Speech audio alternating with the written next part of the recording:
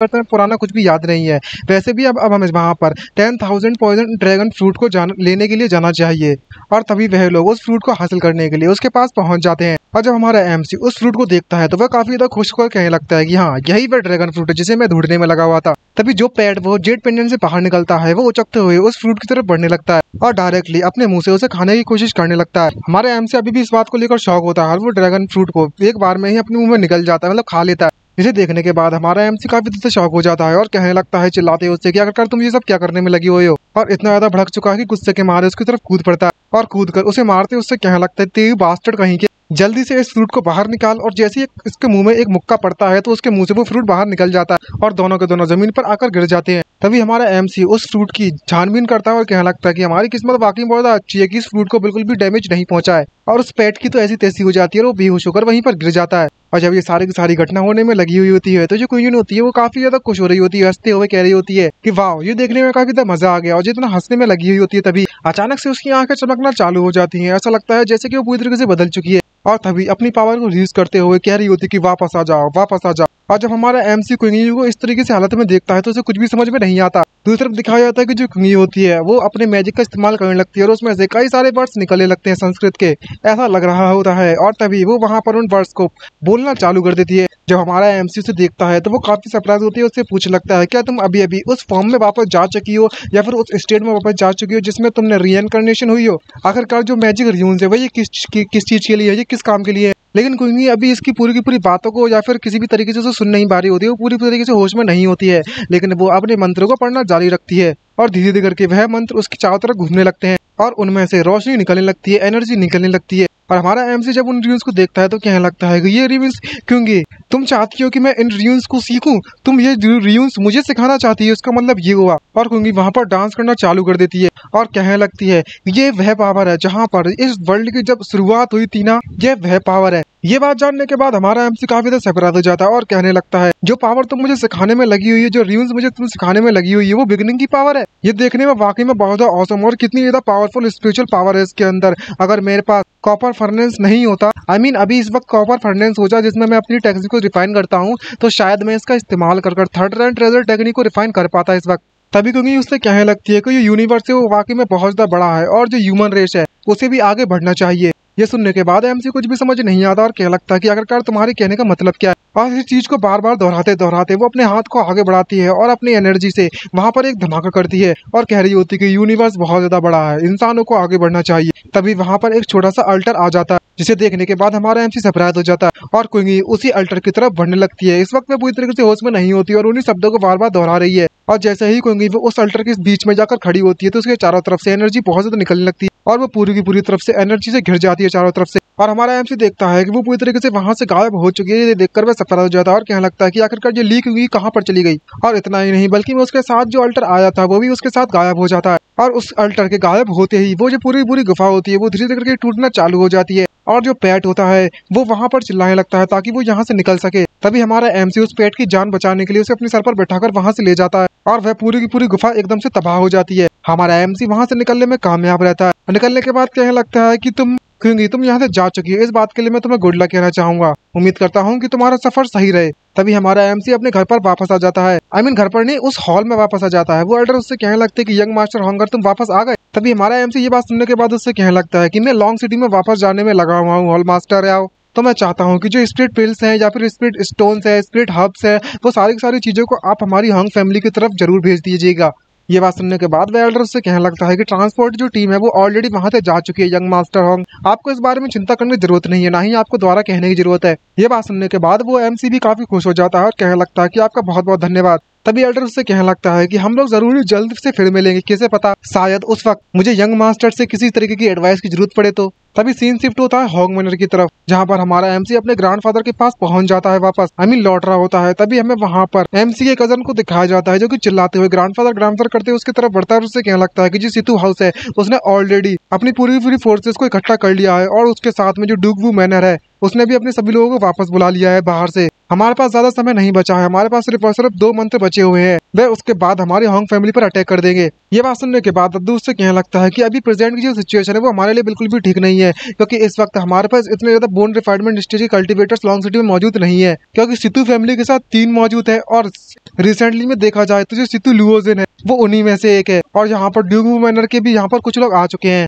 और बात करें हमारे होंग मैनर के बारे में तो इस वक्त यहाँ पर सिर्फ अकेला मैं ही एक ऐसा बंदा हूँ जो कि फाइट कर सकता हूँ। अगर हम वाकई में उनसे फाइट करना चाहते हैं तो हमारा जो होंग फैमिली है वो बहुत ज्यादा डिसएडवांटेज पर है। ये बात सुनने के बाद वो बंदा उसे कहने लगता है कि अगर होंगजंग जहाँ पर उस वक्त नहीं मारा गया हो तो 10 साल पहले, तो किसे पता जो हमारी फैमिली है उसके सामने कोई भी टिक नहीं पाता इस वक्त। तभी दद्दू उसकी ये बात सुनते हैं और उससे कहने लगते हैं कि भले ही कुछ भी हो, लेकिन जो लोग हम पर अटैक करने वाले हैं वहां पर जो बोन रिफाइनमेंट स्टेज के मास्टर्स हैं वो अंत तक अपना मूव नहीं करेंगे, यानी कि डायरेक्ट अटैक हम पर नहीं करेंगे। और मैं भी उन्हें अपनी पावर इतनी आसानी से नहीं दिखाने वाला, चाहे कुछ भी हो जाए। हमें एक एक करके अपने स्टेप्स को आगे बढ़ाना होगा और तो और जो होंगर है हम उसे का आने का भी इंतजार करना होगा। तभी हमारे एमसी को वापस आते हुए दिखाया जाता है और यह काफी ज्यादा खुश है और जिस जगह से वह जा रहा होता है वहां पर बहुत ज्यादा धुंध होती है। उसको देखकर कहने लगता है कि मुझे यहाँ पर काफी समय हो चुका है घर पर वापस जाए हुए, मैं फाइनली घर पर जा रहा हूँ। और वो अपने उस पेट से कहने लगता है कि सबसे पहले तो मैं तुम्हें नाम देना चाहूंगा, कैसा लगा कि अगर मैं तुम्हें लिटिल डेविल का कहूँ तो। और वो खुश हो जाता है और उम्मीद करने में लगा हुआ होता है कि काश ये बंदा यानी कि ये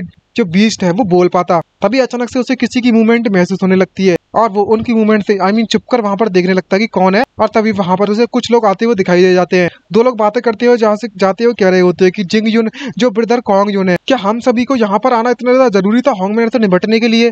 तभी वो टकलू उससे कहने लगता है कि मैंने सुना है कि जो होंग मैनर है वहां पर एक होंगर नाम का बंदा वापस से आ चुका है जो कि काफी ज्यादा मशहूर हो रहा है आजकल, यहाँ तक कि उसने सितु जोंगेंग को भी हरा दिया था। ये बंदा काफी ज्यादा पावरफुल होने वाला है। ये बात सुनने के बाद उसका साथी उससे कहने लगता है क्या हम लोग वहां पर अपनी अपीयरेंस भी दिखाएंगे या पर नहीं दिखाएंगे। यहाँ तक कि जो सितु जोंगेंग है वो भी उस बंदे का अपोनेंट नहीं था, हमारा तो बात ही छोड़ो, हम तो इतने पावरफुल भी ना है। ये बात सुनने के बाद वो टकलू उससे कहने लगता है कि तुम्हें बिल्कुल भी चिंता करने की जरूरत नहीं है, जो हमारे पास 3 आंखों वाला मॉन्स्टर है वो हमारी मदद करेगा इस फाइट में, क्योंकि जो 3 आइड मॉन्स्टर है उसे हम लोग किंग ब्लड ऑफ किंग कहते हैं। और इस बीस्ट के अंदर बहुत मात्रा में डिमोनिक एनर्जी मौजूद है। भले ये अभी बहुत ज्यादा छोटा है या फिर एक बच्चा बीस्ट है, लेकिन मैं इस बात की तो उम्मीद कर ही सकता हूँ कि ये होंगर से निपटने में काफी होगा। और तभी उनके पीछे हमें एक बीस्ट को दिखाया जाता है जहाँ पर उसकी 3 आंखें होती हैं और वो घुर्राने लगता है वहीं पर।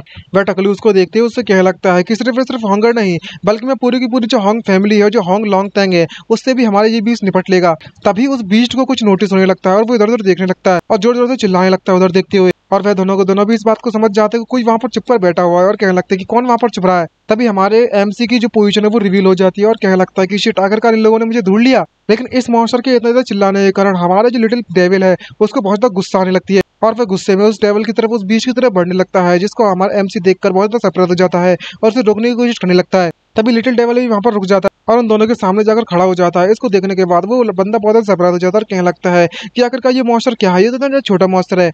तभी भी लिटिल डेविल अपने ऑरा को वहां पर रिलीज करने लगता है और अपना भयानक रूप उसे दिखाने लगता है।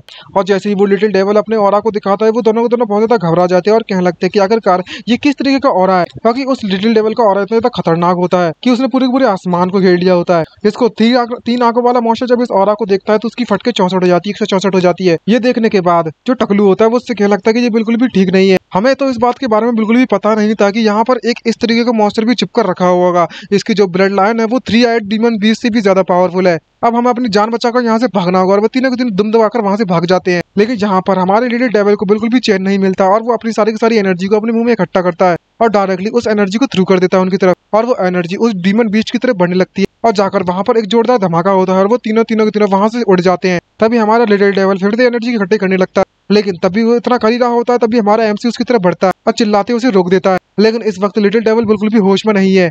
इसको देखकर हमारा एमसी सरप्राइज हो जाता है और कहने लगता है कि इसकी जो डिमोनिक पावर है वो पूरी तरीके से गायब नहीं हुई है और वह लिटिल डेविल हमारे एमसी की तरफ भी अटैक करने लगता है। ये देखने के बाद हमारे एमसी को गुस्सा आ जाती है और वो अपने ऑरा को रिलीज करते हुए उससे कहने लगता है कि तुम बास्टर्ड कहीं के, तुमने मेरे ब्लड और ट्रू की को डेव्यूर कर लिया, यानी कि निगल लिया है। अब तुम मुझे पूरी तरीके से निकलना चाहते हो, अब जल्दी से फटाफट से नॉर्मल हो जाओ नहीं तो तेरी ऐसी मार लूंगा। ये बात सुनने के बाद वो लिटिल डेविल बहुत ज्यादा डर जाता है और अपने मुंह को वापस से बंद कर देता है और मासूम सा बनकर हमारे एमसी की तरफ बढ़ने लगता है। ये देखने के बाद हमारा एमसी से कहने लगता है कि तुम वाकई में बहुत ज्यादा पावरफुल बीस्ट हो, मुझे लगता है कि आगे से चलकर मुझे और ज्यादा सावधान रहना चाहिए, जहाँ पर इन दोनों की हालत बहुत ज्यादा खराब हो चुकी होती है। इसको देखने के बाद वो बंदा कहने लगता है कि अगर कर तुम्हारी हालत ये सब कैसे कर दी, किसने कर दी। ये देखने के बाद टकलू उससे कहने लगता है कि हमारी किस्मत वहाँ पर बहुत ज्यादा खराब थी। उस जंगलों में हमें एक ऐसा बीस्ट दिखाई दिया था जिसकी ब्लड लाइन टॉप लेवल पर है, और जिस पर्सन को हमने वहाँ पर देखा था तो शायद बहुत पावरफुल बंदा होगा वो भी। ये बात सुनने के बाद उससे कहने लगता है कि वो एक्सपर्ट यहाँ पर दुनियादारी सीखने के लिए आया होगा। जब तक हम लोग अब वहाँ पर उन्हें गुस्सा खुद से नहीं दिलाएंगे तो हमें लगता है कि वो हमारे लिए, हमारे प्लान में कोई मुसीबत खड़ी करेगा, क्योंकि हमारे लिए सबसे ज्यादा इंपॉर्टेंट चीज है वो होंग फैमिली को पूरी तरह से तबाह करना है, क्योंकि जो होंगर है वो हमारे लिए परेशानी खड़ी कर सकता है फ्यूचर में। तभी वो टकलू उससे कहने लगता है कि भले ही जो 3 आइड डीमन है वो उस टॉप ब्लड लाइन बीस्ट से काफी ज्यादा डर चुका है, लेकिन इससे कोई फर्क पड़ने नहीं वाला, क्योंकि हमारा जो 3 आइड डीमन बीस्ट है इसका मतलब ये नहीं है कि वो काफी ज्यादा कमजोर हो जाएगा, वो होंगर से निपटने में काफी होगा। और अगला सीन में होंग मैनर का दिखाया जाता है, जहाँ पर उसके दद्दू हंसते हुए उससे कहने लगता है कि होंगर तुम्हारी जो स्प्रिट सिटी की तरफ जो ट्रिप थी वो कैसी रही। ये बात सुनने के बाद एमसी उससे कहने लगता है कि वो ट्रिप काफी ज्यादा अच्छी थी और मैंने वहाँ पर बहुत ज्यादा फायदे भी उठाए। और तभी हमारे एमसी के पास जो बीस्ट होता है, जो डीमन बीस्ट होता है, उसको देखकर हमारे दद्दू उससे कहने लगते हैं कि आखिरकार ये किस तरीके का बीस्ट है, मैंने इस तरीके का बीस्ट पहले कभी भी नहीं देखा। ये बात सुनने के बाद हमारा एमसी भी कहने लगता है कि मुझे भी इसके बारे में नहीं पता, इसे बढ़ते हुए मुझे अपनी आंखों से खुद देखना होगा, शायद मुझे पता चल जाए इसके बारे में। तभी उसे कुछ याद आता है और अपनी पॉकेट से निकालकर कुछ देने लगता है और कहने लगता है कि ये लीजिए दद्दू, ये चीज मैं आपके लिए लेकर आया हूँ। इसको देखने के बाद दद्दू काफी सरप्राइज होते हैं, वो कहने लगते हैं कि ये तो जी फ्रूट है और 10,000 पॉइजन ड्रैगन फ्रूट है ये तो। तभी हमारा एमसी दद्दू से कहने लगता है कि जी ग्रैंडफादर, आपने बिल्कुल सही समझा, आप इनका इस्तेमाल कर सकते हो, जो जू फ्रूट है और जो 10,000 पॉइजन ड्रैगन फ्रूट है। अगर आप जू फ्रूट खा लेते हो तो आपको जो बॉटल लैक है वो और भी ज्यादा कल्टीवेशन में बढ़ जाएगा और आप ब्रेक थ्रू कर जाओगे। और यहाँ पर बात करें इस 10,000 ड्रैगन फ्रूट से, अगर इसको आप खा लोगे तो आपकी लाइफ स्पैन बढ़ जाएगी। ये बात सुनने के बाद दद्दू उससे कहने लगता है कि यह जो जू फ्रूट है और जो 10,000 पॉइजन ड्रैगन फ्रूट है ये तुमने अपनी मेहनत से हासिल किया है, और जो तुम्हारा दद्दू है वो ऑलरेडी काफी ज्यादा बुढ़ा हो चुका है, तो ये यूजलेस रहेंगे मेरे लिए। ये बात सुनने के बाद एमसी उससे कहने लगता है कि दद्दू आपको चिंता करने की जरूरत नहीं है, मैं अभी बहुत ज्यादा जवान हूँ और तो और मेरे टैलेंट के साथ मुझे ही लगता है कि मुझे इन आइटम्स की ज्यादा जरूरत पड़ेगी। तभी दद्दू उससे कहने लगता है कि अब जब तुम इतनी ज्यादा फोर्स खरीद आए हो तो अपने ग्रैंडफादर को, तो मैं ज्यादा बकवास नहीं करूंगा, मैं इनका इस्तेमाल कर लूंगा और इमीडिएटली सेकुलेशन में चला जाता हूँ कल्टिवेट करने के लिए। मैं चाहता हूँ कि तुम मेरे सॉन्ग मैनर का ख्याल रखना।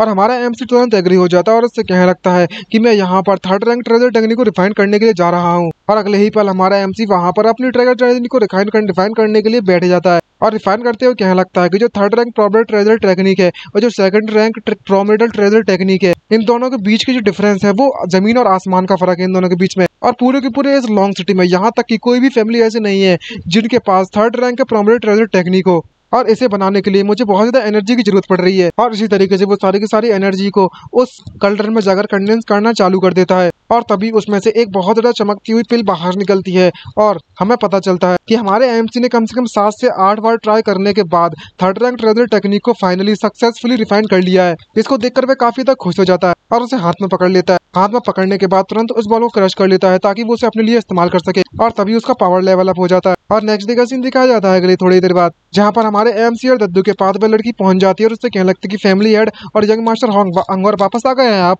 और बताने लगते हैं कि हमारी जो लेटेस्ट इंफॉर्मेशन है जो कि हमें मिली हुई है, जो डूक वू मैनर के और जो सितू हाउस के सभी जो एक्सपर्ट है वो सारे के सारे वापस आ चुके हैं और वह शायद कुछ ही दिनों में हमारे फैमिली पर अटैक कर देंगे। और इतना ही नहीं बल्कि मैं उनकी फैमिली में मैंने कई सारे अनफैमिलियर एक्सपर्ट्स को भी देखा है जो कि पूरे के पूरे तियांजी इन में और वानुआ बिल्डिंग में बैठे हुए हैं। ये बात सुनने के बाद एमसी उससे कहने लगता है कि यहाँ पर कोई ऐसा एक्सपर्ट है जो कि बोन रिफाइनमेंट स्टेज पर हो। ये बात सुनने के बाद वो लड़की उससे कहने लगती है कि मैंने अभी तक तो ऐसा कुछ भी नहीं देखा है, यहाँ पर कई ऐसे सारे लोग हैं जो कि कोई ट्रांसफॉर्मिंग 8th स्टेज पर जरूर है। तभी हमारा एमसी उसको सुनने के बाद कहने लगता है कि मैं चाहता हूँ कि वो लोग यहाँ पर आए पर कभी वापस लौट कर ना जाए। और नेक्स्ट सीन में हमें वानुआ पवेलियन का सीन दिखाया जाता है, जहाँ पर एक लड़की डांस करने में लगी हुई होती है और जब वह डांस कर रही होती है तभी उसमें से एक बहुत ज्यादा एनर्जी और ऑरा निकलने में लगा हुआ होता है जो कि बहुत ही ब्यूटीफुल होता है। और ये लड़की वाकई में बहुत ज्यादा कमाल की है और डांस करते करते वह हंसने लगती है। और जब बाकी के लोग इसे देखते हैं इसका डांस, तो वह काफी तक खुश हो जाते हैं और चिल्लाते हुए उससे कहने लगते हैं कि ओयुंग तीतियान, मैं तुमसे बहुत ज्यादा प्यार करता हूँ, तुम्हारा डांस वाकई में बहुत ज्यादा मजेदार था।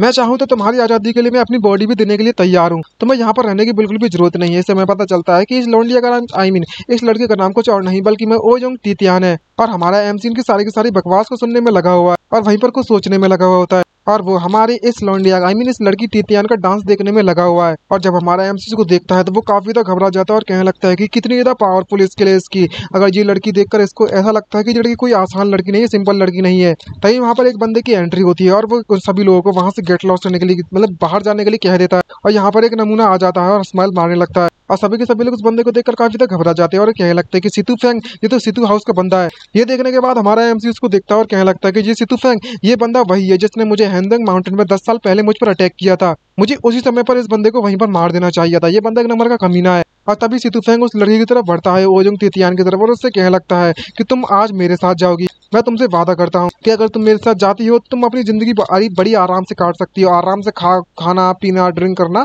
सब कुछ, और ये तुम्हारे लिए ज्यादा बेटर रहेगा। तुम इस तरीके से लोगों को और इन जैसे तुच्छ लोगों को एंटरटेन करने में लगी हुई हो। अगर तुम मेरे साथ जाती हो तो तुम ऐश की जिंदगी जियोगी, चिंता मत करो तुम इस बारे में, और कोई भी तुम्हें यहाँ पर रोकने की कोशिश नहीं करेगा। अगर किसी ने की तो मैं उसके टुकड़े टुकड़े कर दूंगा। ये बात देखने के बाद तीतियान काफी ज्यादा सरप्राइज हो जाती है। ये बात सुनने के बाद दूसरा बंदा उससे कहने लगता है कि आखिरकार तुम हो कौन, आखिरकार तेरे में इतनी हिम्मत कहाँ से आ गई। ये देखने के बाद ये सितु फेंग बहुत ज्यादा गुस्से में आ जाता है और उससे कहने लगता है कि तू तो गया, और एक ही अटैक में उस बंदे के चीथड़े उड़ा देता है और वो बंदा पूरी तरीके से गायब हो जाता है। और सभी लोग इसको देखने के बाद कहने लगते हैं कि ये बंदा तो मर्डर करने में लगा हुआ है, और हंसते हुए चिल्लाते हुए उससे कहने लगता है कि ओजोंग तीतियान तुम मेरे साथ चलोगी। लेकिन वो तीतियान उससे मना कर देती है और उससे कहने लगती है कि मुझे इस बात का डर है, लेकिन मुझे आपके साथ नहीं जाना। ये बात सुनने के बाद सितु फेंग उससे कहने लगता है कि अच्छा तो मेरे साथ नहीं जाओगी, तो अच्छा ऐसी बात है तो मैं तुम्हें प्रोटेक्ट करूंगा, लेकिन तुम्हें मेरे साथ चलना होगा। तभी हमारा एमसी पीछे से कहने लगता है कि तुम कितने ज्यादा सेमलेस बंदे हो, जैसा तुम पहले हुआ करते थे वैसे ही। ये बात सुनने के बाद सितु फेंग पीछे मुड़ता है और उससे कहने लगता है कि कौन है आखिरकार कौन यहाँ पर मरना चाहता है मेरे हाथों से। तभी वो अपना इंट्रोडक्शन कराता है और कहने लगता है कि मैं होंग मैनर से हूँ, मेरा नाम होंगर है। ये बात सुनने के बाद सितु फेंग सरप्राइज होते है, उससे कहने लगता है क्या तुम्हारा नाम होंगर है, तुम हो होंगर, तुम तो बिल्कुल सही समय पर आ गए हो। तुमने तो वाकई में मेरी प्लेट में खाना सजा दिया है। मैं वाकई में तुम्हें खुद ढूंढना चाहता था इस मैटर को सॉल्व करने के बाद, लेकिन किसने इस बारे में सोचा था कि तुम मेरे सामने खुद ही आ जाओगे। और वो अपने वेपन को निकाल लेता है, और अपने वेपन को निकालने के बाद हमारा एमसी से कहने लगता है कि तुम अब भाड़ में जाओ। जब हमारा एमसी उस वेपन को देखता है तो कहने लगता है कि ये तो एक हाई ग्रेड का मैजिक वेपन है। ये बात तो माननी पड़ेगी, जो सिद्धू फैमिली है उन लोगों ने तुम पर बहुत ज्यादा पैसे खर्च किए हैं। तभी सितु फेंग उससे कहने लगता है कि तुम्हारी आंखें तो वाकई में बहुत ज्यादा तेज है, तुमने तो वाकई में इस वेपन को पहचान लिया है, क्योंकि ये जो वेपन है वो मेरे सितु फैमिली के एंसेस्टर्स के द्वारा मुझे सौंपा गया है। देखते हैं क्या तुम इसे पकड़ पाओगे। और हंसने लगता है जोर जोर से, और जोर से जब उसे घुमाने लगता है तो जो ब्लेड होती है उसकी जो विंड होती है वो आसपास की पूरी बिल्डिंग को एक धीरे धीरे तोड़ने लगती है, और आसपास के जितने भी लोग होते हैं वो मासूम लोग वहाँ पर मारे जाते हैं। ये बात देखते हुए हमारा एमसी उससे कहने लगता है कि तुम यहाँ पर इनोसेंट लोगों को मारने में लगी हुए हो। तभी सितु फेंग कहने लगता है कि मैं तो बस यहाँ पर टेस्ट करने में लगा हुआ था, इसमें कोई बड़ी बात नहीं है। और वो चारों तरफ फिर से घुमाने लगता है और बवंडर सा बना लेता है। इसको देखते हुए हमारा एमसी कहने लगता है कि जो फाइट है इसमें काफी ज्यादा इनोसेंट लोग बीच में फंसने में लगे हुए हैं। लगता है कि मुझे यहाँ पर जो थर्ड रैंक ट्रेजर टेक्निक थी उसे ट्राई करना ही होगा। तभी उसका जो अटैक होता है वो तीतियान की तरफ बढ़ने लगता है, जिसको देखकर तीतियान बहुत ज्यादा डर जाती है। और हमारा एमसी उसको नोटिस कर लेता है और तुरंत जंप कर देता है, और डायरेक्टली वो तीतियान की तरफ जैसे ही अटैक बढ़ने लगता है तो हमारा एमसी डायरेक्टली उस अटैक के सामने आ जाता है उस अटैक को रोकने के लिए। और टीटियान उसको देखकर बहुत ज्यादा सरप्राइज हो जाती है और उससे कहने लगती है कि तुम्हारा बहुत बहुत धन्यवाद। और तभी हमारा एमसी कहने लगता है कि तुम जल्दी से पहली फुर्सत में यहाँ से निकल जाओ, और वहाँ से जंप मारकर निकल लेता है। और वो लड़की भी उस बात से एग्री हो जाती है, लेकिन सितु फेंग अभी भी मानता नहीं है। वो अभी भी उसे अपने ब्लेड को घुमाने में लगा हुआ होता है और कह रहा होता है कि वाह तुम तो यहाँ तो ब्यूटीज के बचाने में लगे हुए हो, मुझे इस बात पर भरोसा नहीं होता। एमसी अभी भी डॉज करने में लगा हुआ होता है। तभी सितु फेंग कह रहा है अब चखो मेरी 10 गुना पावर का अटैक। अब सेज टेक्निक का इस्तेमाल करने लगता है, लेकिन हमारे एमसी को कुछ फर्क नहीं पड़ता और वो उड़ती हुई ब्लेड डायरेक्टली हमारे एमसी की तरफ बढ़ने लगती है। और तभी वहाँ पर एक जोरदार धमाका होता है, जिसको देखकर सितु फेंग काफी खुश होते हैं और कहने लगता है कि ये बंदा तो मारा गया, अब मुझे यहाँ पर कोई भी नहीं रोकने वाला। लेकिन जैसे वो ब्लेड की तरफ देखता है तो पता चलता है कि वो तो वहाँ पर है ही नहीं, और हमारे एमसी को उसके ऊपर से आते हुए दिखाया जाता है और कह रहा होता है कि मुझे बस अपनी जो थर्ड रैंक की ट्रेजर टेक्निक है उसका इस्तेमाल करना होगा तुम्हारे खिलाफ, और अपनी स्काई शैटरिंग फिस्ट का टेक्निक का इस्तेमाल करने लगता है उसी के साथ में। जब सितु फेंग उसकी टेक्निक देखता है तो कहने लगता है कि थर्ड रैंक ट्रेजर टेक्निक आखिरकार ये कैसे पॉसिबल हो सकता है, और एक ही अटैक में पूरी की पूरी बिल्डिंग के चीथड़े उड़ जाते हैं और हर तरफ सिर्फ धमाके धमाके होने लगते हैं। यहाँ पर तीतियान की हालत खराब हो रही होती है, उसे कौन बचाए, और वो अपने आप को बचाने के लिए वहाँ से भाग जाती है। लेकिन तभी वहाँ पर एक जोरदार धमाके के साथ ही पूरी पूरी बिल्डिंग तबाह हो जाती है और वहाँ पर कुछ भी नहीं बचता। और हमारा एमसी इतना पावरफुल अटैक करने के बाद कहने लगता है कि जो थर्ड रैंक की ट्रेजर टेक्निक है वो वाकई में बहुत ज्यादा पावरफुल है। अब जबकि मैंने यहाँ पर इतना भब्बर मचाई दिया है और इतनी तबाही मचा दी है, तो मुझे लगता है कि यहाँ पर दूसरे लोग हैं वो मुझे ढूंढने के लिए जरूर आएंगे, और मेरे लिए यही बेटर रहेगा कि मैं वापस से इमीडिएटली अपने मैनर में वापस चला जाऊं। लेकिन तभी अचानक से वो किसी चीज को नोटिस करता है और उसके शरीर में अचानक से पेन होने लगता है, और इतना ज्यादा दर्द होने के कारण वो कहने लगता है कि ये बिल्कुल भी सही नहीं है। मैं अभी एक एक्सपर्ट हूँ बोन रिफाइनमेंट स्टेज का, बोन रिफाइनमेंट स्टेज का बंदा एक्सपर्ट आ चुका है मुझसे निपटने के लिए। तभी पीछे से हमें एक एल्डर का दिखाया जाता है जो कि कह रहा होता है कि तुम इस बारे में बिल्कुल सोचना भी नहीं कि तुम यहाँ से इस बार जिंदा लौट जाओगे। हे होंगर, आज तुम मुझसे जिंदा नहीं बच सकते, मैं अभी इमीडिएटली तुम्हें यहीं पर निपटा देता हूँ। तभी हमारा एमसी को देखकर घबरा जाता है और कहने लगता है कि तुम कौन हो बे। तभी वो अपना इंट्रोडक्शन कराता है और कहने लगता है कि मेरा नाम सितु बूदी है। यह देखने के बाद हमारा एमसी काफी सरप्राइज हो जाता है और वो एल्डर हमारे एमसी से कहने लगता है कि तुम सितु फेंग को मारने में कामयाब रहे, तुम तो वाकई में बहुत ज्यादा अमेजिंग है, लेकिन तुम्हारी जो जिंदगी है वो यहाँ पर खत्म होती है। ये बात सुनने के बाद एमसी उससे कहने लगता है कि सितु बूदी तुम वाकई में बहुत ज्यादा स्ट्रॉन्गेस्ट मैन हो ओल्डर जनरेशन के। क्या तुम्हें इस बात का डर नहीं है कि तुम्हारी जो रेपुटेशन है वो पूरी तरीके से तबाह हो जाएगी? तुम इस तरीके से यंगस्टर जनरेशन पर अटैक करने में लगे हो, वो भी खुद से। ये बात सुनने के बाद एल्डर से क्या लगता है, अच्छा तो अब तुम इस ट्रिक का इस्तेमाल करोगे मेरे खिलाफ? कैसा लगा कि अगर तुम अपने घुटनों के ऊपर मेरे टिक जाओ और मुझे तुम पर अटैक करने दो, अगर तुम नहीं मरे हो तो मैं तुम्हें जिंदा जाने दूंगा। लेकिन इतना ज्यादा प्रेशर को झेलते हुए हमारा एमसी उससे कहने लगता है कि ये बिल्कुल भी ठीक नहीं है। मैं अपनी पूरी की पूरी जिंदगी में या तो मैं अपने रिलेटिव्स के सामने झुकाऊं या फिर अपने टीचर के सामने। आखिरकार तुम कौन होती हो सितु बुद्धि मुझे अपने सामने घुटने पर के भर लाने के लिए? तभी सितु बुद्धि अपनी प्रेशर का और ज्यादा इस्तेमाल करता है, लेकिन हमारा एमसी झुकने के लिए तैयार ही नहीं है और उसके मुंह से खून निकलने लगता है इसके दौरान। लेकिन वो पूरी तरीके से नहीं झुकता, लेकिन एक घुटना जरूर झुक जाता है। और तभी हमारा एमसी कहने लगता है कि तुम्हारी 10 साल पहले तुम्हारी जो सितु फैमिली है और जिनुयाई सेक्ट है उन लोगों ने मुझे मारा था,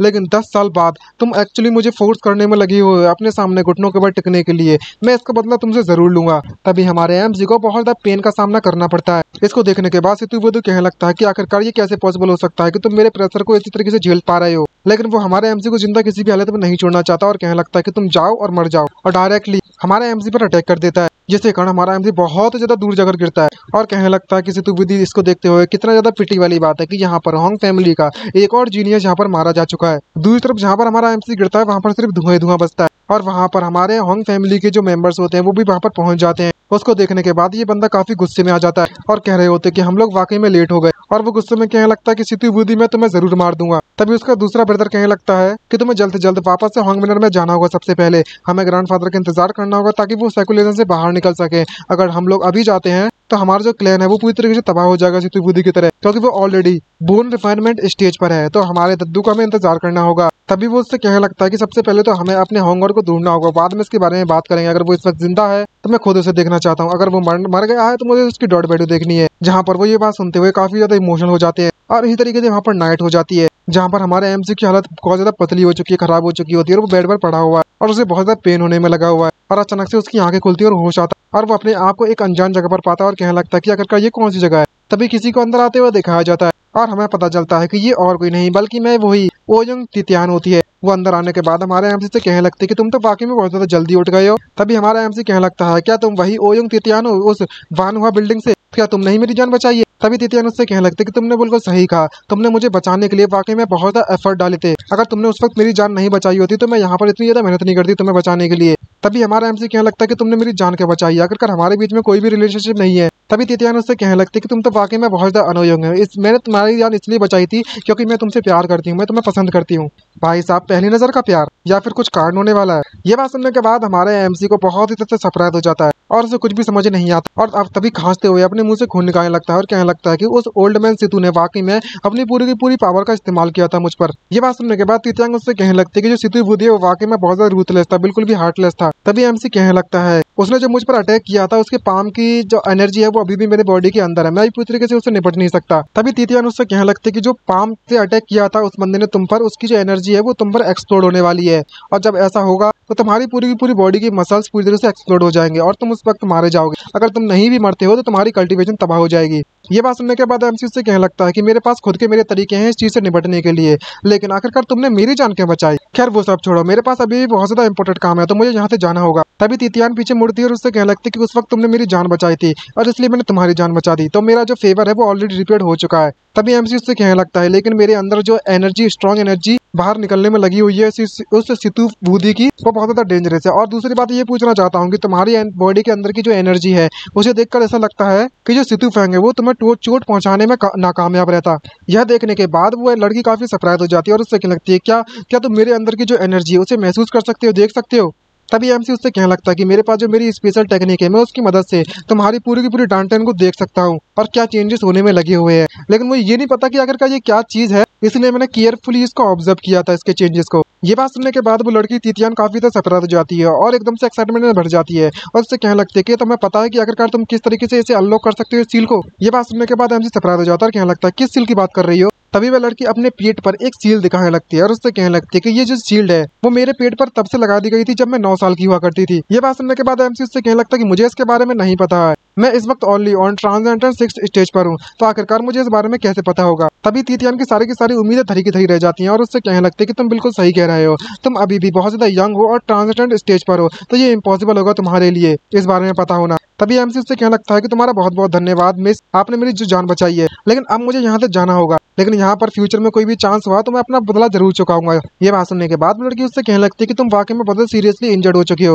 तो तुम्हारे लिए बेटर होगा कि तुम यहाँ पर कुछ दिनों के लिए आराम कर लो। और हमारा एमसी भी इस बात से एग्री हो जाता है और उससे कहने लगता है कि अभी जो मेरी करंट स्टेट है, मैं उस समय पर सेतु फैमिली का मुकाबला नहीं कर सकता, मैं बहुत ज्यादा परेशानी में फंस जाऊंगा। और कहने लगता है कि मैं 2 दिनों के लिए तुम्हें परेशान करना चाहूंगा। ये बात सुनने के बाद वो लड़की उससे कहने लगती है कि तुम्हें चिंता करने की जरूरत नहीं है, तुम यहाँ पर आराम कर सकते हो और तुम यहाँ पर सुरक्षित रहोगे। तभी 2 दिन के बाद का सीन दिखाया जाता है, जहाँ पर हमारे एमसी वापस से अपनी एनर्जी को इकट्ठा करने में लगा हुआ था और उसे काफी ज्यादा कठिनाइयों का और पेन का सामना करना पड़ता है। और कहने लगता है कि उस ओल्ड मैन सितु के पाम का जो एनर्जी है वो मेरे बॉडी में ऑलरेडी मौजूद थी, इसलिए मैंने ड्रैगन पावर को इस्तेमाल किया था अपनी रिकवरी के लिए। इसका इस्तेमाल करने के बाद मेरी जो इंजरीज है वो सिर्फ हील नहीं हुई है, बल्कि मेरा जो कल्टीवेशन लेवल है वो भी इंक्रीज हो चुका है और मैं ऑलरेडी ट्रांसजेंडेंट के 7th स्टेज पर पहुंच चुका हूँ। एक ही बार में अपनी सारी की सारी एनर्जी को जैसे भी रिलीज करता है तभी उसके घर में धमाका होता है। और इस धमाके को देखते हुए वहां पर वो तीतियान उसकी तरफ बढ़ने लगती है और कहने लगती है क्या हुआ, लेकिन आकर देखती है तो भाई उसका घर पूरी तरीके से तबाह हो चुका है, उसके पास भाई घर नहीं बचा और वो देखकर शॉक हो जाती है। और उसी में से हमारा एमसी बाहर निकल रहा होता है और टीडियन उससे कह रही होती है कि आखिरकार तुम्हारी इंजरीज के बारे में क्या तुमने वाकई में अपने लेवल पर ब्रेक थ्रू कर लिया है। तभी एमसी हमारा उससे माफी मांगता है और उससे कहने लगता है कि जब मैंने ब्रेक थ्रू किया था तब मैंने तुम्हारे घर को पूरी तरह डिस्ट्रॉय कर दिया, इसके लिए मैं माफी चाहता हूँ। तभी तीतियान उससे कहने लगता है कि इससे कोई फर्क नहीं पड़ने वाला, वैसे भी मेरा टेम्पररी रेजिडेंस थी, तो आखिरकार एक बात बताओ तुम इतनी जल्दी रिकवर कैसे कर सकते हो। तभी एमसी उससे कहने लगता है कि मेरी जो बॉडी है वो थोड़ी स्पेशल है, जो ओल्ड मैन सितु की जो पाम एनर्जी थी उसने मेरी बहुत ज्यादा मदद की थी ब्रेक थ्रू करने में इस स्टेज से, तो मुझे उसका शुक्रिया करना चाहिए। तभी वो लड़की उससे कहने लगती थी कि रूमर्स तो वाकई में बात सच है, तुम वाकई में एक नंबर के जीनियस हो, जो कि 1 सेंचुरी के बाद ही आता है, फैमिली के जीनियस हो तुम एक नंबर के। तभी हमारा एमसी कहने लगता है कि मैंने अपनी फैमिली से 2 दिनों से कांटेक्ट नहीं किया है, मुझे वापस जाना चाहिए जल्द से जल्द, अगर हमारे बीच में किस्मत रही तो हम जरूर मिलेंगे फ्यूचर में। तभी वो अपने दिल पर हाथ रखती है और उदास होते हुए कहने लगती है कि मैं भी उम्मीद करती हूँ कि हम लोग जल्द मिले। और तभी वहां पर हमें हॉन्ग मैनर का सीन दिखाया जाता है, जहाँ को उसके बैकयार्ड में एक जोरदार धमाका होता है, जिसको देखने के बाद वो दोनों सरप्राइज हो जाते हैं। कहने लगते हैं ये तो ग्रैंडफादर की एनर्जी है। और यहाँ पर पता चलता है कि हमारे जो दद्दू है वो बाहर आ चुके हैं ब्रेक थ्रू करने के बाद और उनका पावर लेवल हो चुका है। इसको देखने के बाद वो दोनों उनके पास जाते हैं और उसे ग्रीट करने लगते हैं। तभी दद्दू उससे कहने लगता है कि मैं बाहर आ चुका हूँ, आखिरकार जो हॉन्गर है वह कहाँ पर है। तभी वो बंदा उसे बताता है कि हॉन्गर ऑलरेडी डिसअपीयर्ड हो चुका है। ये बात जानने के बाद दद्दू काफी ज्यादा शॉक हो जाते हैं और सरप्राइज हो जाते हैं। तभी वो बताने लगता है कि जो हॉन्गर है उस पर सितु बुद्धि ने अटैक कर लिया था और वो मिसिंग है इस वक्त।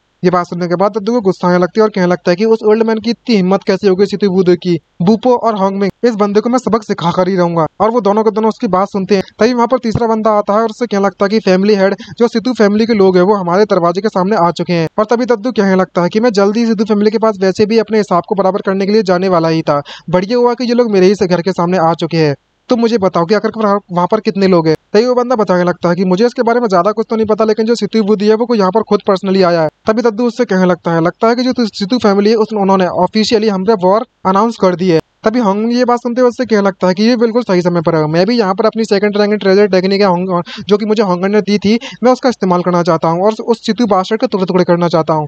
तभी दद्दू उससे कहने लगता है कि अब हमें यहाँ से चलना चाहिए और सितु बुद्धि से मिलना चाहिए। और अगले ही पल वहाँ पर हमें धमाके दिखाए जाते हैं, जहाँ पर सितु बुद्धि हॉन्ग मैनर के लोगों को मारने में लगा हुआ होता है और अपनी एनर्जी को रिलीज करते हुए कहने लगता है कि हॉन्ग लॉन्गटैंग जल्दी से बाहर आ जा, अपनी सारी की सारी एनर्जी का इस्तेमाल कर वहाँ पर हॉन्ग मैनर में कई सारे ब्लास्ट करता है। तभी हमारे जो दद्दू बाहर आते हैं उससे कहने लगते हैं कि तेरी हिम्मत कैसी वैसे करने की, तुम वहीं पर रुक जाओ जल्दी से। तभी सितु बुद्धि उससे कहने लगता है कि हॉन्ग लॉन्गटैंग तुम फाइनली बाहर आ ही चुके हो। तभी दद्दू भी अपनी 3rd रैंक ट्रेजर टेक्निक का इस्तेमाल करते हैं क्रॉस स्लैश का और वहाँ पर बहुत बड़ा स्लैश बन जाता है और वो क्रश की एनर्जी डायरेक्टली उस सितु बुद्धि पे गिर जाती है और इस प्रेशर को देखने के बाद उसकी फटके चौसड़ हो जाती है और उससे कहने लगता है कितना ज्यादा पावरफुल प्रेशर है और इसी धमाके के साथ अपने आप को बचाने के लिए वहाँ से निकल जाता है किसी तरीके से और दिखाया जाता है कि वहाँ पर एक बहुत बड़ा गड्ढा हो जाता है। और इसे देखने के बाद कहने लगता है कि हॉन्ग लॉन्गटैंग तुम बुड्ढे कहीं क्या ऐसा पॉसिबल हो सकता है कि तुमने ऑलरेडी ब्रेक थ्रू कर लिया हो। तभी दद्दू उससे कहने लगता है कि ओल्ड मैन सितु कहीं के 10 साल पहले तुमने हमारे फैमिली हॉन्गजैंग को मार दिया था, फैमिली के मेंबर को, और आज तुमने हमारे हॉन्गर को मार दिया है, जो हमारा खून का बदला है खून से ही निपटेगा अब तो। ये बात सुनने के बाद सितु बुद्धि उससे कहने लगता है कि मैं समझ सकता हूँ तुम्हारी जो कल्टीवेशन है वो मुझसे बहुत ज्यादा हाई है, लेकिन तुम मुझे नहीं मार सकते हो। मैंने इस बात की उम्मीद भी नहीं की थी कि तुम आज इस तरीके से ब्रेक थ्रू कर जाओगे, लेकिन किस्मत काफी ज्यादा अच्छी थी कि मैं वहाँ पर तैयारी से आया हूँ। तभी दद्दू उससे कहने लगता है मैं ऑलरेडी एस्ट्रल स्टेज पर पहुंच चुका हूँ, यहाँ तक कि तुम्हारी बात करें तुम अभी भी सिर्फ और सिर्फ बोन रिफाइनमेंट 9th स्टेज पर हो। मुझे पता है तुम्हें मारने में मुझे काफी ज्यादा एफर्ट लगेंगे, लेकिन 100 मूव्स में तुम्हें मैं मार ही सकता हूँ। और जब इनकी कन्वर्सेशन चली रही होती है तभी पीछे से कोई बंदा आता है और उससे कहने लगता है काफी समय बाद मिले हॉन्ग लॉन्गटैंग, और हमें पता चलता है कि ये और कोई नहीं बल्कि मैं वुफांग होता है। दद्दू इसे देखकर काफी शौक हो जाते हैं, जहाँ पर वो कह रहा होता है कि हमें जब लास्ट टाइम मिले थे उस वक्त कम से कम 10 साल गुजर चुके हैं और 10 साल बाद हम फिर से मिल रहे हैं, वो भी एनिमीज की एक दुश्मन की तरह। ये बात सुनने के बाद दद्दू उससे कहने लगता है कि मैंने तो इस बात की उम्मीद भी नहीं की थी कि तुम्हारा जो वू मैनर है वो सितु फैमिली के साथ मिलकर हम पर अटैक करेगा। तभी सितु बुद्धि उससे कहने लगता है कि अब हमारे पास 2 बोन रिफाइनमेंट 9th स्टेज के मास्टर हैं तुम्हारे खिलाफ लड़ने के लिए, यहाँ तक कि तुम सिर्फ और सिर्फ अभी के अभी आस्ट्रल स्टेज पर पहुंचे हो। तभी दद्दू उससे कहने लगता है कि तुम ट्राई कर सकते हो अगर तुम मुझे हराना चाहो तो। तभी सितु बुद्धि हंसने लगता है और उससे कहने लगता है कि जैसा कि मैंने उम्मीद किया था तुमसे होंग लॉन्ग टैंग, हम लोग काफी सालों से फाइट करने में लगे हुए हैं और मैं तुम्हारे एटीट्यूड को सबसे ज्यादा एडमायर करता हूँ। तभी वो फैमिली का लीडर उससे कहने लगता है कि तुम इस तरीके से समय बर्बाद करना बंद करो और फाइट करो। और तभी हमारे दद्दू अपनी सारी की सारी एनर्जी को रिलीज कर देते फुल फोर्स में और वो मैनर का लीडर भी अटैक करने के लिए कूद पड़ता है और कहने लगता है कि तुम अब मेरे इस अटैक को झेलो, देखते हैं कि तुम बच पाओगे इससे। और वो ड्यूक वू मैनर के 100 फिस्ट टेक्निक का इस्तेमाल करता है। तभी दद्दू उससे कहने लगता है कि तुम्हें 10 साल गुजर चुके हैं लेकिन अभी भी तुम्हारे पास सिर्फ यही अटैक्स हैं। और हमारे दद्दू अपने ऑरा शील्ड को एक्टिवेट कर देते हैं और अपने हाथों को आगे करते हैं उसके सभी के सभी फिस्ट को रोकने में कामयाब रहते हैं, लेकिन वो काफी ज्यादा गुस्से में भी होते हैं और वहाँ पर हर जगह सिर्फ प्रेशर ही प्रेशर होता है इतने ज्यादा धमाके के कारण। और जब वह दद्दू जोर से चिल्लाता है तो उसके सारे के सारे अटैक इधर उधर उड़ जाते हैं। ये देखते हुए वो वूनर का बंदा उससे कहने लगता है कि तुम वाकई में मेरी फिस्ट को अपनी चिल्लाने की आवाज से दूर कर सकते हो, तो तुम्हारा ये ट्रिक थी वो इतनी ज्यादा बुरी भी नहीं थी, मानना पड़ेगा। और तभी वह 3rd rank treasure technique heaven and earth destruction technique का इस्तेमाल करता है। यही देखकर दद्दू उससे कहने लगता है कि फाइनली यहाँ पर तुम कुछ ऐसा इस्तेमाल कर रहे हो जिसकी लड़ने में मुझे मजा आएगा जिसका इस्तेमाल कर। और तभी वो टकलू उस पर अटैक करने लगता है और जब वे अपने फुल फोर्स के साथ उस पर अटैक करता है दद्दू पर, तो हमारे दद्दू भी बहुत ज्यादा स्मार्ट निकलते हैं और उसके अटैक को रोकने के लिए वहां से टेलीपोर्ट हो जाते हैं, गायब हो जाते हैं और उस बंदे की एनर्जी को पूरी तरीके से थका देते हैं, खत्म कर देते हैं। दूसरी तरफ दिखाया जाता है कि हमारे दद्दू को तो कुछ भी ना हुआ। दद्दू कह रहे होते हैं कि बस इतना ही। ये देखने के बाद वह टकलू काफी डर जाता है और वो दद्दू डायरेक्टली जाकर उस पर अटैक कर देते हैं, इससे इसके मुंह में खून आने लगता है और दूर जाकर गिरने लगता है वो टकलू। और उसी गिरने के साथ उसका धमाका होता है और सितु बुद्धि उसे देखने में लगा हुआ होता है और कहने लगता है कि मैं अगर तुम्हारे साथ फाइट करता हूँ तो मुझे नहीं लगता कि मैं इससे सक्सेस हो पाऊंगा और तुम अकेले तो इससे बिल्कुल भी नहीं जीत पा रहे हो। तभी दद्दू बाहर निकलता है और उससे कहने लगता है कि तुम एक साथ अटैक कर सकते हो। तभी टकलू उससे कहने लगता है कि तुम अपने आप को कुछ ज्यादा ही समझ रहे हो और सितु बुद्धि से कहने लगता है कि जो होंग फैमिली का ओल्ड मैन है हमें इसे इतना ज्यादा लाइटली नहीं लेना चाहिए, हम इतनी आसानी से नहीं जीत सकते इससे। तभी सितु बुद्धि उस पर अटैक करने लगता है एक साथ मिलकर और दोनों के दोनों कूद पड़ते हैं और अपने ग्रेट हैंड टेक्निक का इस्तेमाल करने लगता है और टकलू अपनी 100 फिस्ट का और दोनों के पावरफुल अटैक्स हमारे दद्दू पर गिरने लगते हैं। लेकिन हमारे दद्दू भी ठहरे एक नंबर के स्मार्ट उसे डॉज करने लगते हैं और कई सारे अटैक्स उस पर कूद पड़ते हैं। इसको देखकर दद्दू कहने लगता है कि हाँ थोड़ा हार्ड तो है फाइट करना तुमसे, तुम दोनों एक साथ जब मुझसे फाइट करने में लगी हुई हो तो मुझे थोड़ा टाइम तो लगेगा और थोड़ा कठिनाई का सामना करना पड़ेगा तुमसे निपटने के लिए। और तीनों की तीनों फाइट करने लगते हैं वहाँ पर और जोंगमिन और बूपो जब उसकी फाइट को देख रहे होते हैं वो काफी ज्यादा गुस्से में होते हैं और चिल्लाते हुए कहने लगता है जोंगमिन दो के साथ एक बंदे के साथ दो लोग फाइट करने में लगे हुए हैं, मैं अपने ग्रैंडफादर की मदद करना चाहता हूँ। ये बात सुनने के बाद बूपो उससे कहने लगता है कि तुम्हें शांत हो जाना चाहिए, हमें यहाँ पर ये ख्याल रखना चाहिए कि कोई भी अंदर ना आ पाए। ये बात सुनने के बाद होंगमिन उससे कहने लगता है कि हम लोग वाकई में यहाँ पर बस देखते रहेंगे फाइट को। तभी बूपो उससे कहने लगता है कि वे सभी के सभी लोग मास्टर हैं बोर्ड रिफाइनमेंट के, वो दोनों के दोनों हम चाहकर भी उनकी मदद नहीं कर सकते, हमें अपने घर के दरवाजे को सुरक्षित रखना होगा दूसरे दुश्मनों से ताकि दूसरे लोग उसका फायदा ना उठा पाए। ये बात सुनने के बाद होंगमिन उससे कहने लगता है यहाँ तक कि भले ही तुम ग्रैंडफादर की मदद नहीं कर सकते हो लेकिन मैं इस तरीके से छुपूंगा नहीं डरपोक बनकर। तभी बूपो उससे कहने लगता है कि वे दोनों के दोनों यहाँ पर सिर्फ और सिर्फ वही दोनों नहीं होंगे जो सितु फैमिली और सितु हाउस और ड्यूक वू मैनर से होंगे, यहाँ पर और भी आसपास छुपे लोग होंगे। हमें इतने ज्यादा जल्दबाजी में अटैक नहीं करना चाहिए, डिसीजन नहीं लेना चाहिए, तुम्हें जल्दी से जाना चाहिए और हमें अपने घर के दरवाजे को सिक्योर करना चाहिए, गार्ड करना चाहिए। ये बात सुनकर सितु मिंग वहां से जाने लगता है, होंगमिन उससे यहाँ से जाने लगता है और उससे कहने लगता है कि मैंने तुम्हारी बात सुन ली है, अब मैं वहाँ पर बैकडोर की तरफ जा रहा हूँ वापस से। तभी बूपू कहने लगता है कि जो होंग मैनर है उसे सिर्फ और सिर्फ ग्रैंडफादर के द्वारा ही प्रोटेक्ट किया जा सकता है, अगर यहाँ पर एक और बोन रिफाइनमेंट स्टेज का बंदा आ गया तो हमारा जो होंग मैनर है वो तबाह हो जाएगा पूरी तरीके से। और तभी दोनों के दोनों मिलकर आपस में फाइट करते हुए दिखाया जाता है, दोनों की एनर्जी आपस में टकराती है और दोनों के साथ ही एक वहाँ पर धमाका होता है। तभी सितु बुद्धि उससे कहने लगता है कि तुम्हें यहाँ पर बिजी रखने के लिए हम दो ही काफी होंगे, तुम्हारा जो होंग मैनर है वहाँ पर और कोई मास्टर नहीं बचा है। इस बात को ये समझ जाता है दद्दू और कहने लगता है कि ऐसा पॉसिबल हो सकता है कि तुम वहाँ पर किसी को भेजा हुआ है।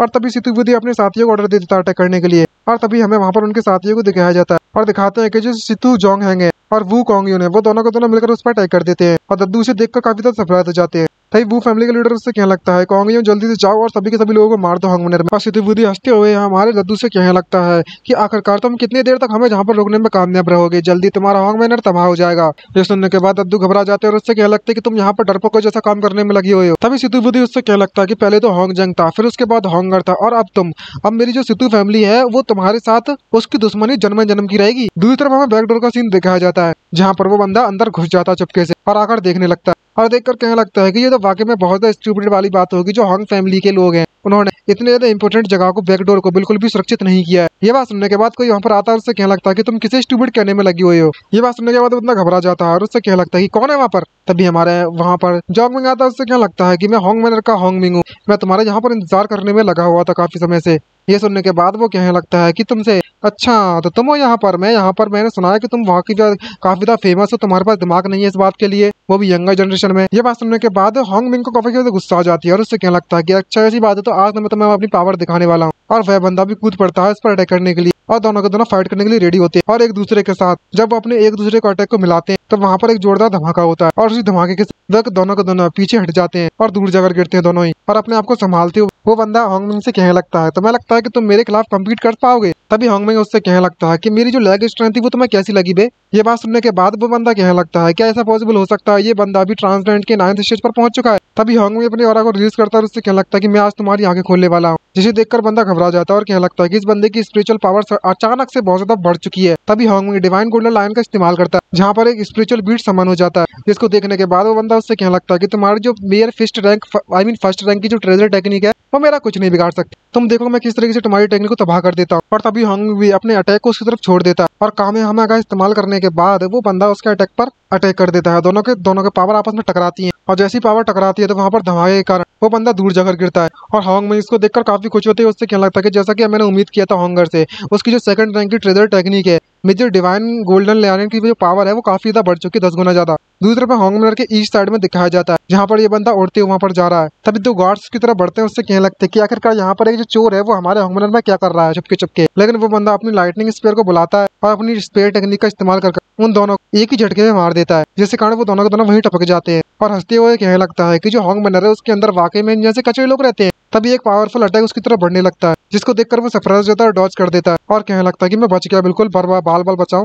और हमें बुप्पू को दिखाया जाता है जो कि अपनी स्वॉर्ड को लेकर वहां पर पहुंच चुका है। कई बंदा कहने लगता है कि तुम्हारा नाम हॉन्ग बुप्पू है, मैंने सुना है कि तुम्हें बहुत ज्यादा सीरियसली चोट लग चुकी थी लेकिन तुम्हारी जो स्ट्रेंथ है वो वापस से आ गई है। तभी बुप्पू उससे कहने लगता है कि जो सिटी क्यूंग की मदद के कारण मेरी जो कल्टीवेशन है और मेरी जो मेरी इंजरी है वो ठीक हो गई थी। तभी बंदा कहने लगता है कि जो क्वीन गियून है उसने स्टार्टिंग में तुम्हें नहीं मार पाया था तो इसलिए तुम इतनी ज्यादा अनोइंग प्रॉब्लम बन चुकी हो बाद में। और अपनी स्पेयर टेक्निक से उस पर अटैक कर देता है लेकिन बूपो को भी घंटा फर्क नहीं पड़ता और वो 9 स्ट्रीट ब्लैक फ्लेम स्लैश का इस्तेमाल करता है और उसके स्पेयर को 2 टुकड़ों में बांट देता है, जिसको देखने के बाद वो बंदे के पसीने छूट जाते हैं क्योंकि उस बंदे का अटैक इतना पावरफुल होता है बूपू का। और उसको देखकर घबरा जाता है और कहने लगता है कि मैं इसको नहीं मार सकता।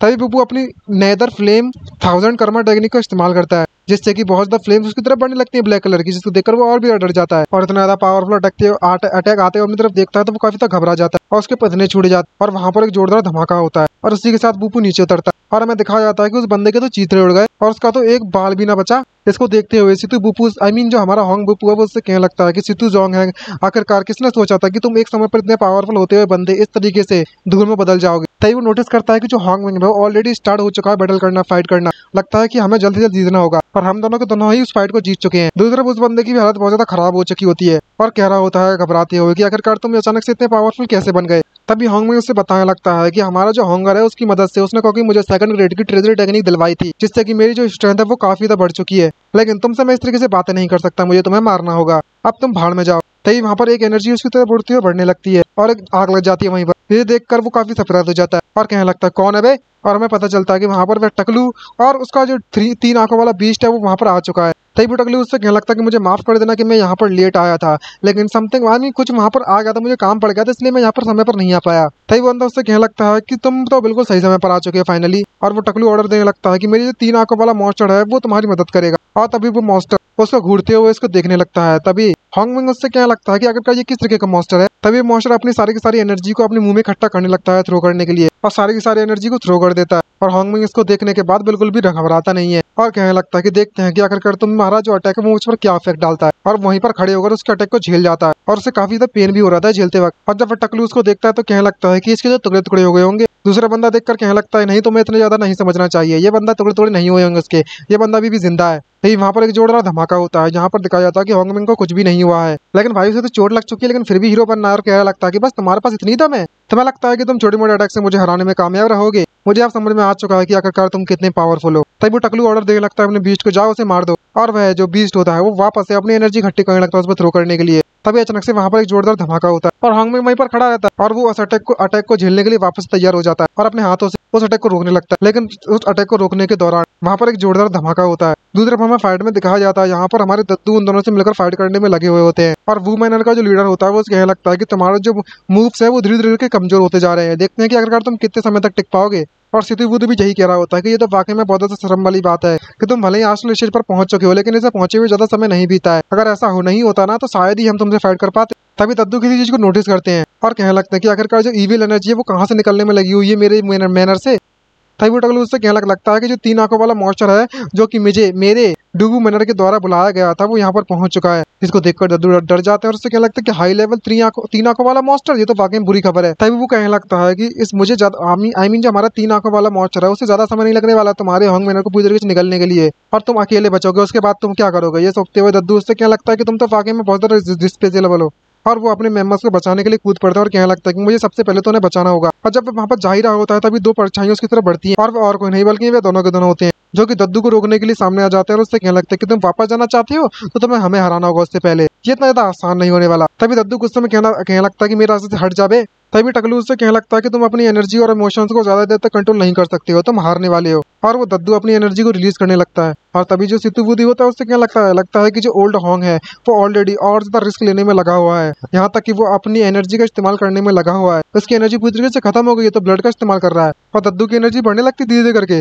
और एक पावरफुल अटैक आने वाला होता है। तभी टकलू कहने लगता है कि हमें इसे रोकना होगा और वो अपनी डेवेस्टेशन ब्लो का इस्तेमाल करते हुए दद्दू पर अटैक कर देता है, जिससे कि दद्दू के मुंह से खून निकलने लगता है और वो दूर जाकर गिरने लगता है और दूर जाकर जमीन पर गिर जाता है, जिसको देखकर सभी लोग घबरा जाते हैं। और तभी बंदा कहने लगता है कि ये बंदा और ज्यादा खड़ा नहीं हो सकता, इसको देखकर तो ऐसा ही लगता है। तभी वूडी उससे कहने लगता है कि तुम्हें सावधान रहना चाहिए क्योंकि जो होंग लॉन्गतियान है वो काफी ज्यादा चालाक बंदा और बुढ़ा बंदा है। तभी टकलू कहता है यहाँ पर कोई भी ऐसा हो ही नहीं सकता कि ये मुझसे दोबारा से फाइट कर सके मेरे अटैक को झेलने के बाद। तभी वो नोटिस करता है कि हमारा जो दद्दू होता है वो डायरेक्टली बिल्कुल क्लोज में जाकर उसके मुंह पर अटैक कर देते हैं और एक ही अटैक में उस टकले के मुंह से खून निकलने लगता है और वो वहीं पर गिर जाता है और उसकी ऐसी की तैसी हो जाती है स्वाहा। ये देखने के बाद सिद्धू बुद्धू बहुत काफी तो सरप्राइज हो जाता है और गुस्से में आकर वो हमारे दद्दू से कहने लगता है कि तेरी हिम्मत कैसी हुई, ये बंदा ऑलरेडी मारा जा चुका है। इसका मतलब ये हुआ कि इसका जो दद्दू का जो अटैक है वो इतना पावरफुल है कि एक अटैक में वो किसी भी किंग मार्शल आर्ट्स को मार सकता है एक अटैक में। तुम तो वाकई में पावरफुल बन चुकी हो यार हॉन्ग लॉन्गतंग, तुमने अपनी स्ट्रेंथ को हमेशा से छुपा कर रखा हुआ है। तभी दद्दू कहने लगता है कि अब तुम्हारी बारी है, बच के दिखाओ तुम हमसे। दूसरी तरफ हॉन्गमिंग की फाइट दिखाई जाती है। हॉन्ग भी कहने लगता है कि मैं अभी भी जिंदा हूँ इतने ज्यादा पावरफुल अटैक के बाद भी, लेकिन देखते हैं कि वहाँ पर तो हमारा एमसी पहुंच चुका है और हमारा एमसी एक ही झटके में सभी के सभी पावर को हटा देता है। हॉन्गमिंग उससे देखकर काफी खुश होते हुए चिल्लाते हुए उससे कहने लगता है कि हॉन्ग तुम अभी भी जिंदा हो, कितनी ज्यादा खुशी वाली बात है। तभी एमसी कहने लगता है कि मुझे माफ कर देना जो कि मैं यहाँ पर लेट आया हूँ। ये देखने के बाद सामने वाला बंदा कहने लगता है कि ये बंदा अभी भी जिंदा है कैसे, और वह अपने साथी से कहने लगता है कि तुम जल्दी से जाओ, ये बंदा हॉन्गर है, तुम्हें जल्दी से जल्द मारना होगा, अपने 3 आंखों वाले मॉन्स्टर को ऑर्डर दे दो इस बंदे को मारने के लिए। तभी टकलू उससे कहने लगता है क्या हॉन्गर, क्या तुम्हारे लोगों ने उसे मार नहीं दिया था सिद्धू बुद्धू ने ऑलरेडी। तभी टकलू कहने लगता है कि तुम्हारी किस्मत तो वाकई में बहुत ज्यादा अच्छी है कि तुम मेरे हाथों से मरने वाले हो आज, लेकिन हमारे एमसी को इनकी बातों से घंटा फर्क नहीं पड़ता। और वो टकलू कहने लगता है उससे कि लगता है कि मैं इस बंदे से पहले मिल चुका हूँ लेकिन मुझे याद नहीं आ रहा, लगता है कि मैंने कुछ ज्यादा ध्यान नहीं दिया होगा, ये बंदा कुछ ज्यादा खास नहीं है। खैर भूल जाओ, वैसे भी ये काफी ज्यादा ग्रेट मेरिट होगी मेरे लिए अगर मैं इस बंदे को यहाँ पर मार देता हूँ तो। और 3 आंखों वाले मॉन्स्टर को ऑर्डर देता है और कहने लगता है कि जाओ और इसके चीथड़े उड़ा दो। और तभी वो 3 आंखों वाला मॉन्स्टर घुर्राने लगता है, लेकिन जैसे ही हमारा एमसी उसे घूर कर देखता है तो उस जो मॉन्स्टर है ना उसके पसने छूट जाते हैं और वो कुछ भी ना कर पाता। ये देखने के बाद वो टकलू चिल्लाते हैं उससे क्या लगता है कि उसकी आंखों को देखकर तुम डर चुके हो, तुम एक मॉन्स्टर हो वो भी 3 आंखों वाले। और वह मॉन्स्टर वहां से जाने लगता है, जिसको देखकर वो टकलू क्या लगता है कि तुम क्या कर रहे हो भाई। और दूसरा वाला बंदा भी क्या लगता है कि अगर तुमने इसे नहीं मारा जल्द से जल्द वरना मैं तुम्हारी बोटी बोटी करके तुम्हारी मीट कुत्तों खिला दूं कुत्तों को। ये देखने के बाद वो मॉन्स्टर काफी तक घबरा जाता है। तभी टकलू भी चिल्लाता है और कहने लगता है कि तुम वाकई में बारबेक्यू बनना चाहते हो और अटैक करो फटाफट से। और तभी 3 आंखों वाला मॉन्स्टर वापस से अटैक करने लगता है हमारे एमसी पर और एक पावरफुल अटैक हमारे एमसी पर बढ़ने लगता है, लेकिन वो कुछ भी नहीं, वहां से हिलता भी नहीं है और अपने लिटिल डेवल को ऑर्डर देता है कि जाओ और इसको निगल जाओ एक फुर्सत में। और इसी के साथ मैं इस पार्ट की यहीं पर एंडिंग करना चाहूंगा। उम्मीद करता हूँ वीडियो आप सभी को पसंद आई होगी, तो लाइक एंड सब्सक्राइब करना मत भूलिएगा। नेक्स्ट पार्ट में आप सभी को पता चलने वाला है कि आखिरकार इनकी फाइट का अंजाम क्या निकलेगा, कौन कहाँ पर कौन मरने वाला है, कैसे मरने वाला है। उम्मीद करता हूँ कि आप लोग चैनल को सब्सक्राइब कर दोगे। आपसे रेगुलर वीडियोस आएंगी तो गाइस बने रहिएगा। आज के लिए इतना ही, bye bye, Sinara and signing out.